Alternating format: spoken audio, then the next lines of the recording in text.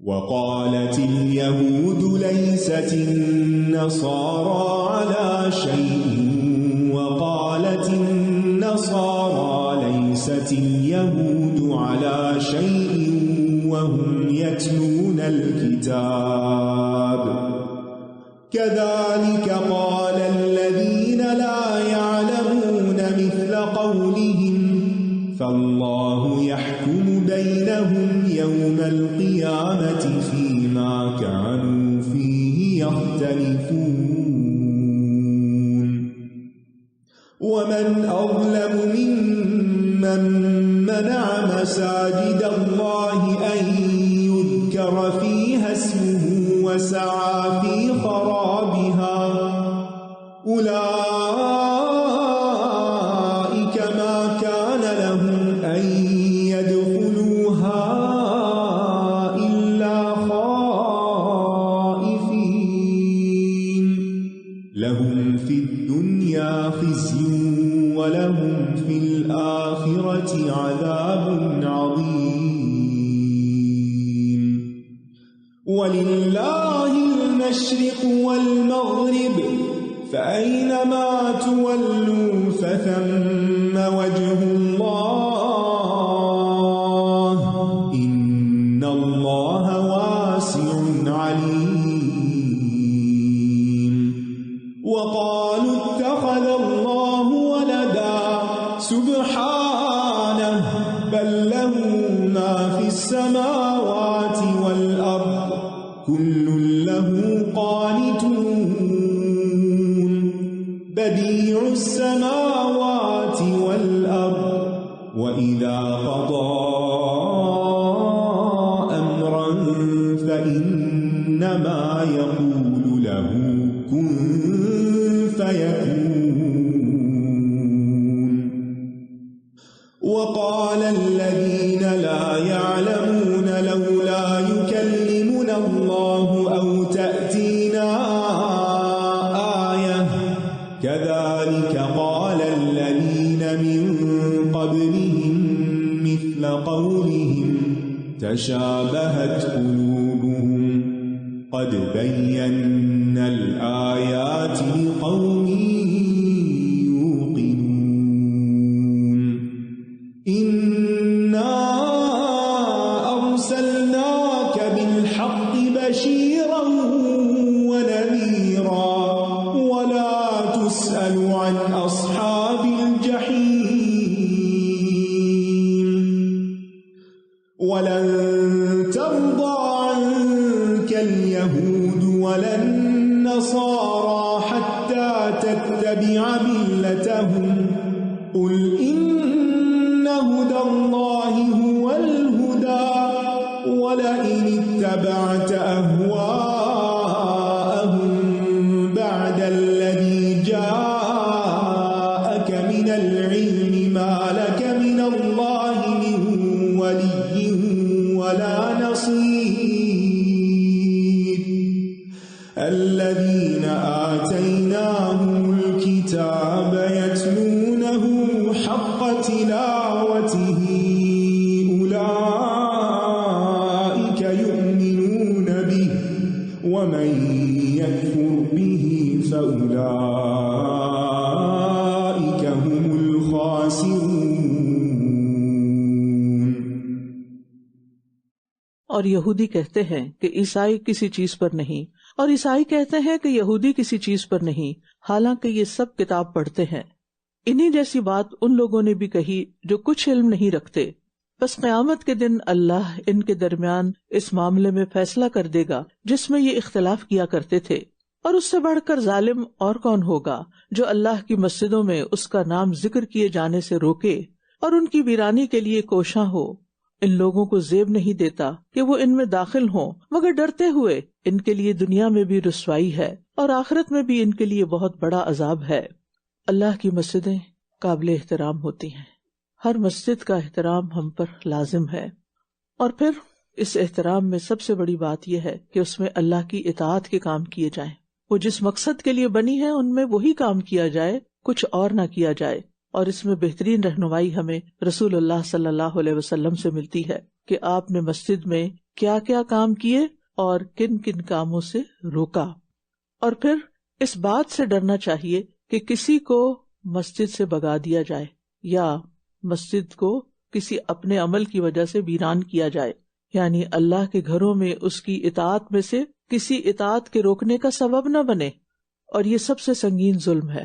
اس سلسلے میں یہ کہنا چاہوں گی کہ بعض اوقات جو مسجد میں آنے والے بزرگ حضرات ہوتے ہیں جنہوں نے مسجدیں تعمیر کی ہوتی ہیں اور اپنا مال جان وقت لگایا ہوتا ہے، وہ ایک طرح سے مسجدوں کو پوزیس کر لیتے ہیں کہ یہ اب ہماری جیسے پراپرٹی ہو، اور اگر کوئی اس میں ذرا بھی ہماری مرضی کے خلاف کام کرے گا تو اس کو کک آؤٹ کر دیا جائے. یہی وجہ ہے کہ بعض اوقات مساجد کے بورڈز میں آپس میں بہت سے اختلافات ہوتے ہیں جس کی وجہ سے لوگ مسجدوں میں جانا ہی چھوڑ دیتے ہیں. اور اسی طرح یہ بھی ہوتا ہے کہ ینگر جنریشن اگر پراپر ڈریس میں نہیں آئی، یا پھر ان کو نماز کا طریقہ نہیں آتا، یا وہ کسی ایسی ایکٹیویٹی میں ہے جو مسجد میں نہیں ہونی چاہیے، تو اس میں نصیحت کرنے میں احتیاط سے کام نہیں لیتے، بعضوں کا ڈانٹ ڈپٹ کر دیتے ہیں، بعضوں کا سب کے سامنے بے عزتی کر دیتے ہیں. ان چیزوں سے بہت پرہیز کرنے کی ضرورت ہے، کیونکہ یہ مسجدوں سے روکنے کا سبب بن جاتا ہے. بچے دوبارہ نہیں آتے، اور آپ سوچئے اگر بڑی جنریشن چلی جاتی ہے تو بعد میں کیا ہوگا. کہیں ایسا نہ ہو کہ چرچز کی طرح مسجدیں بھی سیل پر لگا دی جائیں. اللہ نہ کرے کہ کبھی ایسا ہو، لیکن اگر مسجدیں آباد نہ ہوئیں، ویران ہو گئیں، تو پھر ان کا کیا مصرف ہوگا. اور مشرق اور مغرب تو اللہ ہی کے ہیں، لہٰذا جس طرف بھی تم رخ کرو گے بس وہیں اللہ کا چہرہ ہے. بے شک اللہ وسعت والا، بہت علم والا ہے. اس سے پتہ چلتا ہے کہ خاص حالتوں میں قبلے کی پابندی ختم ہو جاتی ہے، اور وہ اس وقت جب بہت دشوار ہو کہ قبلے کا رخ معلوم کیا جا سکے بادلوں وغیرہ کی وجہ سے، یا دشمن کا خوف ہو، یا کسی بھی اور ایسی ریزن سے جب قبلے کا پتہ ہی نہ چلے، تو پھر نماز نہیں چھوڑنی، جس طرف بھی رخ ہو نماز پڑھ لی جائے، کیونکہ ساری سمتیں ہیں تو اللہ ہی کی. اور خاص طور پر حالت جنگ میں جدھر بھی رخ ہو نماز ادا کر لینی چاہیے. نفل نماز سواری پہ ادا کی جا سکتی ہے اگرچہ سواری کا رخ کہیں اور بھی ہو جائے، یعنی وہ قبلے سے مڑ بھی جائے، لیکن فرض نماز نہیں. بعض لوگ گھروں سے نکل کے گاڑیوں میں نماز پڑھ رہے ہوتے ہیں اور فرض نماز تک پڑھ رہے ہوتے ہیں. فرض نماز کے لیے قیام بھی ضروری ہے اور سجدہ بھی ضروری ہے، اسے گاڑی میں نہیں پڑھنا چاہیے. کہیں نہ کہیں گاڑی روک کر اتر کر پراپر نماز پڑھنی چاہیے، اور قبلہ رخ بھی ہونا چاہیے. آج کے دور میں تو ہر بندے کے پاس سیل فون ہے اور اس میں آسانی کے ساتھ قبلے کا رخ معلوم کیا جا سکتا ہے. لیکن سواریوں پر نفل پڑھنے کی سنت کو زندہ کریں، کیونکہ یہ نبی صلی اللہ علیہ وسلم کی سنت ہے. اور یہ لوگ کہتے ہیں کہ اللہ نے بیٹا بنا رکھا ہے، پاک ہے وہ، بلکہ اسی کے لیے ہے جو کچھ آسمانوں اور زمین میں ہے، سب اسی کے فرما بردار ہیں، لہٰذا اللہ تعالیٰ کو بیٹے کی ضرورت نہیں. بیٹے تو محتاجوں کو چاہیے ہوتے ہیں جو ان پہ ڈیپینڈ کرتے ہیں. آسمانوں اور زمین کا نئے سرے سے پیدا کرنے والا ہے، یعنی اس سے پہلے کسی اور نے نہیں بنایا تھا، وہی موجد ہے. اور جب وہ کسی کام کا فیصلہ کرتا ہے تو اس کے لیے بس یہی کہتا ہے کہ ہو جا، تو وہ ہو جاتا ہے. اور وہ لوگ جو علم نہیں رکھتے کہتے ہیں کہ اللہ ہم سے کلام کیوں نہیں کرتا، یا ہمارے پاس کوئی نشانی کیوں نہیں آتی. اسی طرح ان لوگوں نے جو ان سے پہلے تھے ایسی ہی بات کہی. ان سب کے دل ملتے جلتے ہیں. بے شک ہم نے ان لوگوں کے لیے نشانیاں کھول کر بیان کر دی ہیں جو یقین رکھتے ہیں. یقیناً ہم نے آپ کو حق کے ساتھ خوشخبری دینے والا اور خبردار کرنے والا بنا کر بھیجا، اور آپ سے دوزخ والوں کے بارے میں نہ پوچھا جائے گا. یعنی آپ نے اپنا فرض ادا کر دیا، اب کوئی آپ کے راستے پہ نہیں چلتا اور جہنم کے راستے پہ چلتا ہے تو آپ اس کے ذمہ دار نہیں. اور یہود و نصارہ آپ سے ہرگز راضی نہ ہوں گے، کبھی خوش نہیں ہوں گے جب تک آپ ان کی ملت کی پیروی نہ کریں، ان کے طریقے اختیار نہ کر لیں. کہہ دیجئے کہ بے شک اللہ کی ہدایت ہی اصل ہدایت ہے. جو شخص ہدایت پہ چلنا چاہتا ہے اس کو پھر کتاب و سنت کو فالو کرنا ہوگا. اور اگر علم آ جانے کے بعد آپ نے ان کی خواہشات کی پیروی کی تو آپ کے لیے اللہ سے بچانے والا نہ کوئی دوست ہوگا اور نہ کوئی مددگار. نبی صلی اللہ علیہ وسلم ایسا کرنے والے نہیں تھے، لیکن آپ کو خطاب کر کے بات اس لیے کی گئی کہ پھر کسی کی بھی بچت نہیں. یاد رکھیے، زندگی میں کبھی بھی کسی کو بھی خوش کرنے کے لیے اپنا دین، اپنے طریقے نہیں چھوڑنے، چاہے وہ حجاب کا معاملہ ہو، چاہے وہ نماز کا معاملہ ہو، چاہے وہ اچھے اخلاق کا معاملہ ہو. آپ کا دین لوگوں کے ہاتھ میں نہیں ہونا چاہیے کہ جو دین لوگ پسند کریں گے وہ آپ اختیار کریں گے. اصل دین وہ ہے جو اللہ اور اس کے رسول نے ہمیں دیا ہے. پھر فرمایا، جن لوگوں کو ہم نے کتاب دی ہے وہ اس کی ایسی تلاوت کرتے ہیں جیسا کہ اس کی تلاوت کرنے کا حق ہے. وہی لوگ اس پر ایمان رکھتے ہیں، اور جو اس کا انکار کریں تو دراصل یہی لوگ خسارہ پانے والے ہیں۔ قرآن اور قرآن سے پہلے کی کتابیں بھی کس لیے آئیں؟ تاکہ لوگ ان سے فائدہ اٹھائیں، ان کو پڑھیں، ان کے پڑھنے کا حق ادا کریں۔ تلاوت کا حق کیا ہے؟ کہ اس میں تحریف نہ کی جائے، اس کے احکام پر عمل کیا جائے۔ صرف مخارج سے ادا کر کے قرآن کو پڑھنا تلاوت کا حق ادا نہیں کرتا، یہ صرف ایک حصہ ہے۔ یعنی بعض لوگ حق ادا کرنے کا مطلب کیا سمجھتے ہیں کہ صرف حروف کو ان کے مخارج سے ادا کر لیا جائے، لیکن یہ کافی نہیں۔ تلاوت کا حق اس وقت ادا ہوتا ہے جب انسان اس کتاب کو پڑھتا ہے، سمجھتا ہے اور اس کے مطابق عمل بھی کرتا ہے۔ تلاوت کا لفظ عربی زبان میں تلا یتلو تلاوتن سے بھی ہے اور تلا یتلو تلون سے بھی ہے۔ تلا یتلو تلاوتن کا مطلب ریسیٹیشن ہے، اور تلا یتلو تلون جو اسی روٹ سے مصدر ہے، اس کا مطلب ہے فالو کرنا، پیچھے آنا۔ جاء زید یتلوہ خالد، زید آیا، اس کے پیچھے پیچھے خالد بھی آ گیا۔ یعنی قرآن کو اپنا امام بنانا ہے، اس کو اپنے سامنے رکھنا ہے اور اس کو فالو کرنا ہے، اس کے پیچھے پیچھے چلنا ہے۔ وہ جدھر آپ کو لے جائے ادھر مڑ جانا ہے، اور اس کو چھوڑ کے کوئی اور رستہ نہیں اختیار کرنا، ورنہ بھٹک جائیں گے۔ یا بنی اسرائیل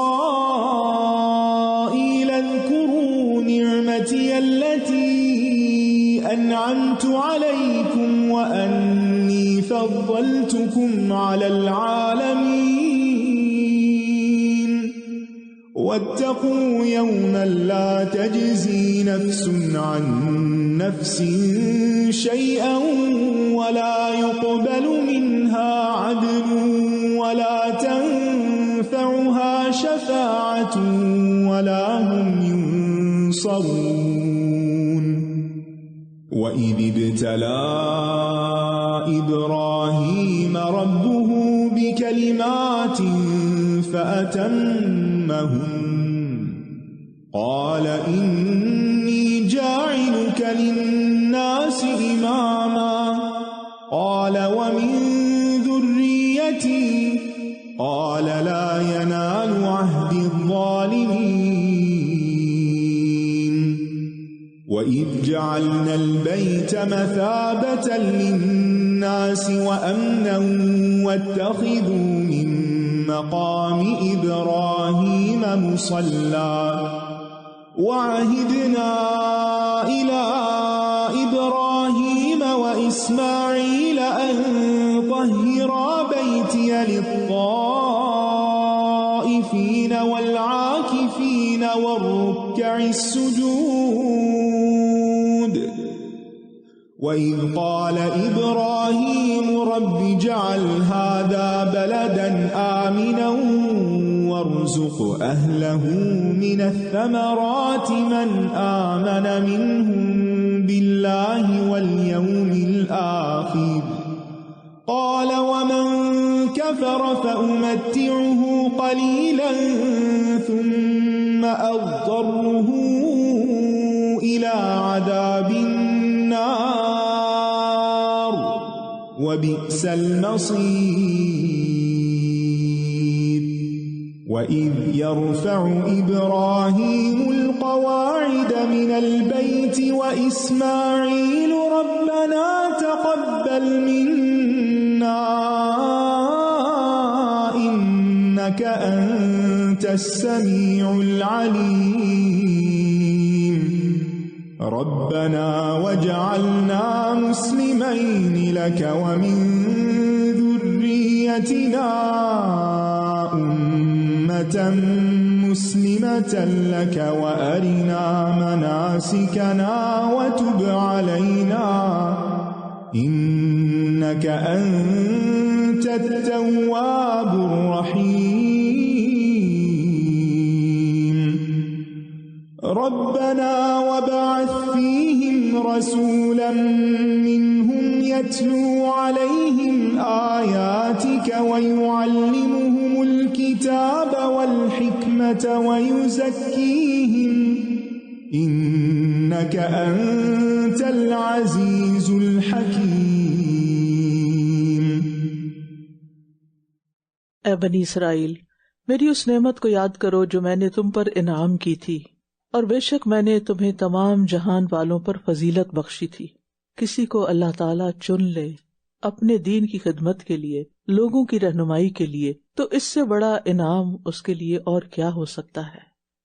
اللہ نے بنی اسرائیل کو بحیثیت قوم اس کام کے لیے چنا تھا، لیکن جب انہوں نے یہ کام نہیں کیا تو یہ فضیلت کس کو دی گئی؟ امت محمد صلی اللہ علیہ وسلم کو. لیکن یہ فضیلت اسی وقت کے لیے ہے اگر امت اس کام کو کرے گی. تو صرف نام سے بات نہیں بنے گی جب تک کہ وہ کام نہیں کریں گے جس کے لیے اللہ نے چنا. اور اس دن سے ڈرو جب کوئی کسی کے کچھ کام نہ آئے گا، اور نہ ہی اس سے کوئی بدلہ قبول کیا جائے گا، اور نہ ہی کوئی سفارش اسے فائدہ دے گی، اور نہ ہی یہ مدد کیے جائیں گے. اور جب ابراہیم کو اس کے رب نے چند باتوں سے آزمایا، ابراہیم خلیل اللہ تھے، اللہ نے اپنے دوست کو آزما لیا. اللہ تعالیٰ کسی کو بھی آزما سکتا ہے، وہ اپنے پیاروں کو بھی آزماتا ہے. کبھی ایسا بھی ہوتا ہے کہ انسان کی زندگی میں کوئی آزمائش آ جاتی ہے، انسان سوچتا ہے شاید میں نے کوئی بہت بڑا گناہ کر لیا ہے اس لیے میرا امتحان ہو گیا ہے. تو یہ ضروری نہیں. کبھی اللہ سبحانہ تعالیٰ جس سے محبت کرتا ہے اس کو امتحان میں ڈال دیتا ہے. اور جب ابراہیم کو اس کے رب نے چند باتوں سے آزمایا تو اس نے ان کو پورا کر دکھایا. اللہ سے ناراض نہیں ہوئے اس آزمائش پر، بلکہ جو اللہ نے فیصلہ کیا اسے قبول کر لیا. فرمایا بے شک میں تمہیں لوگوں کا امام بنانے والا ہوں. سبحان اللہ. امامت کے درجے پر فائز ہونے کے لیے امتحانوں سے گزرنا پڑتا ہے. کوئی بڑا آدمی بڑا نہیں بن سکتا جب تک وہ بہت سے ٹیسٹ پاس نہ کر لے. ابراہیم علیہ السلام نے کہا اور میری اولاد میں سے بھی، یعنی اگر مجھے امامت ملی ہے تو میری اولاد کو بھی ملے گی. فرمایا میرا عہد ظالموں کو نہیں پہنچتا، ظالموں کے ساتھ میرا یہ وعدہ نہیں. اللہ تعالیٰ نے ابراہیم علیہ السلام کو جو بھی حکم دیا وہ اس کو پورا کرتے گئے. بڑھاپے میں بیٹے کو ذبح کرنے کا حکم ہوا تو اس پر عمل کر لیا. 80 سال کی عمر میں اپنا ختنہ کرنے کا حکم ہوا، وہ بھی کر دیا. اور اس کے علاوہ بھی بہت سے امتحان ان کی زندگی میں آئے، لیکن انہوں نے کبھی بھی رب سے ناراضگی کا اظہار نہیں کیا، رب سے بدگمان نہیں ہوئے. ہم میں سے ہر ایک کی زندگی میں کوئی نہ کوئی امتحان آتا ہے، کبھی چھوٹا کبھی بڑا، کبھی اپنی ذات میں، کبھی اولاد میں، کبھی مال میں، کبھی کسی طرح. کیونکہ یہ زندگی تو ہے ہی امتحان کے لیے.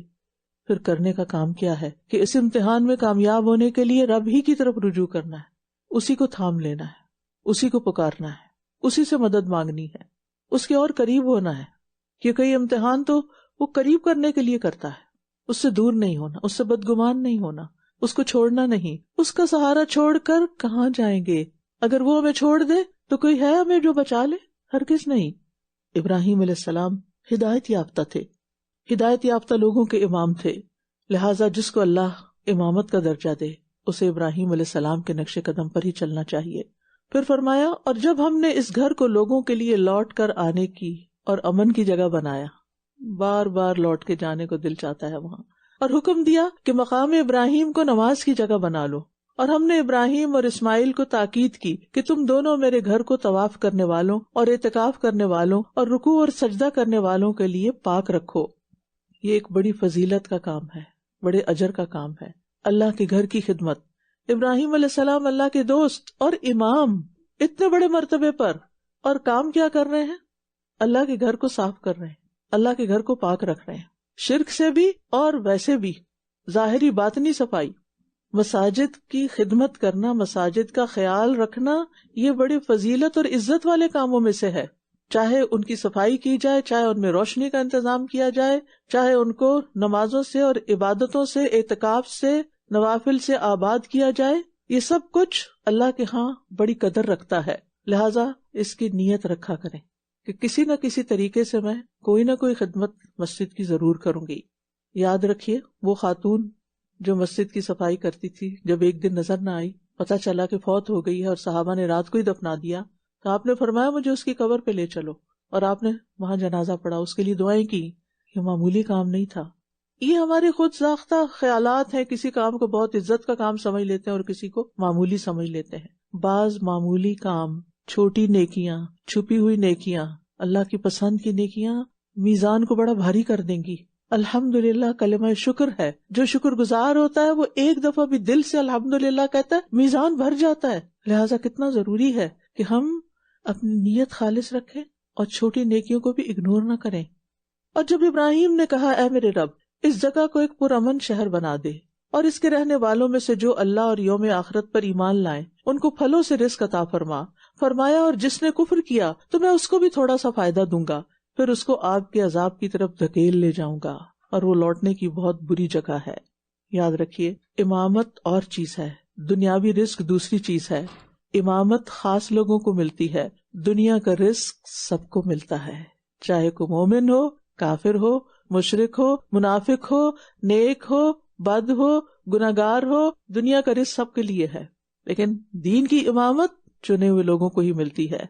اگر کسی کو رزق فراوانی کے ساتھ مل رہا ہو، زیادہ مل رہا ہو، تو وہ اس غلط فہمی میں مبتلا نہ ہو جائے کہ اللہ اس سے راضی بھی ہے۔ اور جب ابراہیم اس گھر کی بنیادیں اونچی کر رہے تھے اور اسماعیل بھی، اور دعا کر رہے تھے، اے ہمارے رب ہم سے قبول فرما لے، بے شک تو ہی خوب سننے والا، خوب جاننے والا ہے۔ اللہ کے مخلص بندے اللہ کی عبادت کرنے کے بعد کسی تکبر کا شکار نہیں ہوتے، بلکہ وہ اپنی عبادت کی قبولیت کی فکر کرتے ہیں اور اس کے لیے دعا کرتے ہیں۔ اللہ کا گھر بنانا، خانہ کعبہ کی تعمیر دنیا کا عظیم الشان کام ہے، بہت بڑی نیکی ہے۔ ہم جیسے تو حسرت کریں کہ ایک اینٹ ہی رکھنے کی جگہ ہمیں مل جائے جو ہماری طرف سے ہو، لیکن ابراہیم علیہ السلام نے پورا گھر بنایا اپنے بچے کو ساتھ ملا کے۔ باپ بیٹے نے یہ خدمت کی، اور یہاں سے بھی پتہ چلتا ہے کہ نیکی کے کاموں میں صرف خود ہی نہیں دوڑ لگا دینی چاہیے، بچوں کو بھی ساتھ شریک رکھنا چاہیے۔ اور پھر ربنا تقبل منا، خود بھی دعا کر رہے ہیں، اپنے بیٹے کے لیے بھی کر رہے ہیں، اس کو بھی ساتھ سکھا رہے ہیں، اور پھر اللہ تعالیٰ کی صفات کے واسطے سے دعا کر رہے ہیں، انک انت السمیع العلیم، آپ تو خوب سنتے ہیں، خوب جانتے ہیں، آپ ہی سے مانگتے ہیں۔ پھر اور دعائیں کرتے ہیں، بہت ویژنری ہیں، بڑی زبردست دعائیں ہیں یہ۔ اے ہمارے رب ہم دونوں کو اپنا فرما بردار بنا لے، اور ہماری اولاد میں سے بھی ایک ایسی امت اٹھا جو تیری فرما بردار ہو، اور ہمیں عبادت کے طریقے دکھا، اور ہماری توبہ قبول فرما، بے شک تو بہت توبہ قبول کرنے والا، نہایت رحم کرنے والا ہے۔ تو آپ دیکھیے کہ ابراہیم علیہ السلام صرف اپنے لیے دعا نہیں کرتے، اپنی اولاد کے لیے بھی دعا کرتے ہیں۔ اولاد کے نیک ہونے اور ان کے نیکی پر استقامت اختیار کرنے کی دعا انبیاء اور ان کے بعد صالحین کا کام ہے۔ یہ انسانی نفسیات ہے، انسان جو کچھ خود ہوتا ہے نا، وہی اپنی اولاد کو بنانا چاہتا ہے۔ آپ ڈاکٹر ہیں تو اکثر آپ دیکھیں گے کہ جو ڈاکٹرز ہوں گے ان کا اپنے بچوں کے بارے میں کیا ڈریم ہوگا، یہ بھی ڈاکٹر بنے، اور اسی طرح اگر کوئی بزنس مین ہے تو وہ اسی طرح بچوں کو لے جانا چاہے گا۔ تو جو لوگ دین میں ہوتے ہیں ان کی دینداری کا ثبوت یہاں سے ملتا ہے کہ وہ اپنے بچوں کے لیے بھی دین کو پریفر کرتے ہیں، کہ وہ کچھ بھی بنے دنیا کے لحاظ سے لیکن دین پر ضرور قائم رہیں۔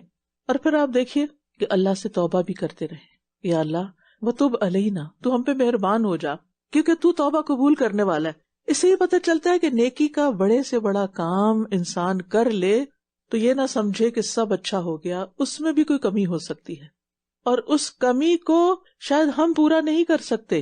وہ کمی کون پوری کر سکتا ہے؟ صرف اللہ، اور وہ کیسے؟ ہم پر مہربان ہو کر۔ وتب علینا، اے ہمارے رب، اور ان میں ایک رسول بھیج جو انہی میں سے ہو، جو ان پر تیری آیات کی تلاوت کرے اور انہیں کتاب و حکمت کی تعلیم دے اور ان کا تزکیہ کرے، بے شک تو بہت غلبہ والا، خوب حکمت والا ہے۔ کیسی کیسی دعائیں ہیں، اپنی اولاد کے لیے کیا مانگ رہے ہیں؟ صرف رسول نہیں مانگ رہے کہ ہدایت دینے والا ان کو آئے، تفصیل کے ساتھ سلیبس بھی مانگ رہے ہیں کہ کیا کیا ان کو سکھائے۔ لہٰذا ہم میں سے ہر ایک کو اپنی اولاد کو یہ 4 کام ضرور سکھا دینے چاہیے، یا ان کے سکھانے کا بندوبست کرنا چاہیے، کیونکہ اسلام کی بنیاد انہی چیزوں پر ہے۔ الکتاب سے مراد قرآن مجید ہے، حکمت سے مراد حدیث پاک ہے، اور یہ اسلام کے 2 بنیادی اصول ہیں۔ رسول اللہ صلی اللہ علیہ وسلم نے فرمایا، میں تم میں 2 چیزیں چھوڑ کر جا رہا ہوں، ان کے بعد تم کبھی گمراہ نہ ہوگے، ایک اللہ کی کتاب اور دوسری میری سنت، یہ دونوں حوض یعنی حوض کوثر پر پہنچنے تک کبھی جدا نہ ہوں گے۔